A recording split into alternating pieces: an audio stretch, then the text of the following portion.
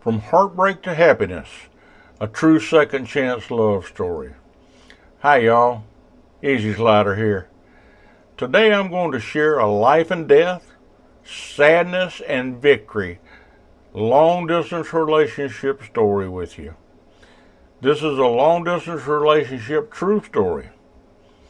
You don't want to miss this epic story. If you follow me till the end, you're going to feel the impact that a long distance relationship can have on the life of everyone involved. You're also going to get a surprise at the end. Now, you can expect that. So come on with us and let's have a look at this life and death long distance relationship story. I guess that probably the best place to start was August the 29th, 2005. Now, this was not going to be a normal day, but a day of life and death. The couple we're talking about had been married for a good many years, but this day was going to change everything in their life.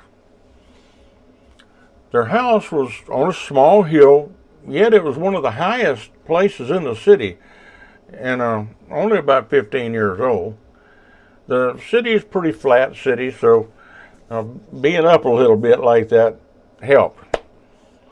About 9:30 in the morning, the man sat down at his kitchen table to eat a sandwich. In only a moment, he felt something hit his foot. He looked down, and it revealed that water was starting to cover both of his feet. A quick glance around the room, and he saw that water was rushing into the house from under all the walls. You see, they were in the middle of the most damaging hurricane, or some might call it typhoon, ever in the United States history. Little to their knowledge, they were being hit by a tidal wave, or as many would say, a tsunami. A quick look outside showed about 20 feet of water around their house. Remember, they were up on a little hill, but it was already starting to come up to their house. The water continued to rise, and it covered everything. Wasn't long before the couple was in chest-deep water. Well, as you can guess, everything was destroyed or lost. In the end, all they had were the dirty, muddy clothes on their back. Their house was nothing but debris and remains of clothing and belongings. They realized how lucky they were, because almost 2,000 had lost their life during the same time. The days to follow were a picture straight out of hell for many people in that area. Most houses were gone, and none were very livable. The smell of rot could be smelled for like 7 miles away. Food and water were in short supply. Living in the remains of their house with only dirty clothes covered in mud on their backs was even more stressful. For a few weeks they remained in what was left of their house, but help was on the way in the form of a FEMA trailer. Now, tragedy of this magnitude brings everyone down to the same level. Clothes were brought into this area in the back of a dump truck, and the truck just dumped them all in the middle of the street.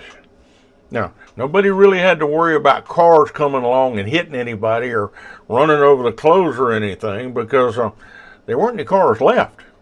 They were all gone. The rich and the poor shuffled through the clothes side by side looking for something to wear, because everybody was kind of in the same situation. It was difficult because he was a larger man and she was a smaller woman. While you were looking, you could talk to the person next to you, and learned that they'd had a mansion on the beach. But now, they were living in a tent waiting on their FEMA trailer to arrive, just like everybody else. The days and weeks passed, and things began to improve a little bit. But everybody knew it was going to be years before things got back to any kind of normal and people had homes again. As Christmas time came, it was very different. No big Christmas tree could fit into these little tiny trailers. So everyone that had a tree had a 2-foot tall tree. But you know what? That brought a flicker of happiness, even that little 2-foot tree. As time passed, January arrived, and the woman had to go on a trip out of state for her work, and she was going to be gone for over a month. Well, time flew by, and soon she returned. Now, the man had found a house that had survived, and they bought it. But his excitement soon would be lost again. You see, she made a decision that would change their lives yet again. Upon returning, she quickly announced that she was leaving him. She had had enough of this hardship and was leaving with a new partner. Each night in his new home now was spent sitting in a chair in the darkness. Sadness and depression that was his new life. He'd rise from his chair in the morning and take a bath, then force himself to go to work. Things were tough. Months passed, and life seemed to even get worse.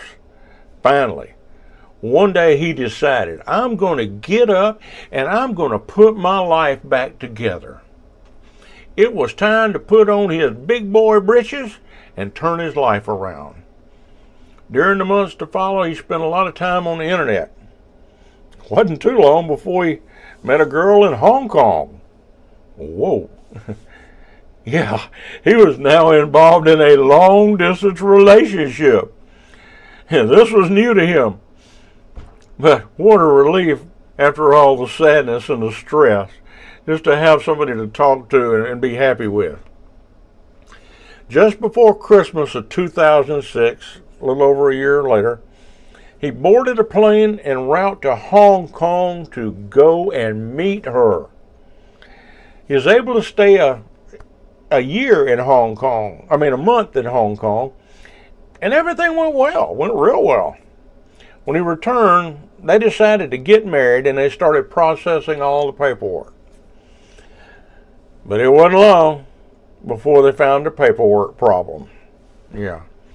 Now, just to make a story shorter, it took 3 years to resolve that problem. So during that 3 years, he learned a lot about how things work in Asia. What a real eye-opener. Finally, in 2009, she was on her way to the United States. But remember, when a foreign woman arrives on a fiancé visa, she has 3 months to marry or go back home. But life was improving thanks to a long-distance relationship. Can you imagine? They were married and they started building a life together.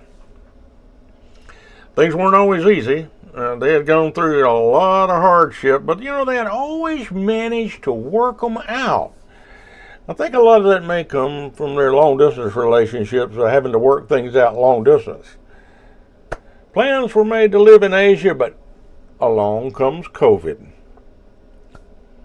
After COVID, plans resurfaced again to go to the Philippines.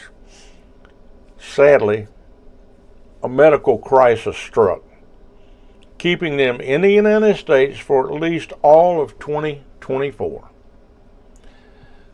Then after 2024, as we go into 2025, they're going to reconsider again whether to go or to stay. I'm pretty sure they're going to go. Now, there's not a doubt that this long-distance relationship changed their life and gave them a second chance. You know, sometimes things don't always work out like we think they're going to, but they do work out. Now, it's been many years since 2005 when Hurricane Katrina hit and changed everyone's life. Vacant lots they're still a reminder of the past, but the couple has moved on and made the best of their second chance. So when you say, do long distance relationships work? And somebody says, I don't think they do. Well, for that couple, they worked. If you ask me, Slider, do you know if this is a true story or not, or is this just something that's being made up or what? Well, I can tell you. I can tell you for sure that this is a true story. It is. I know. Because it's my story.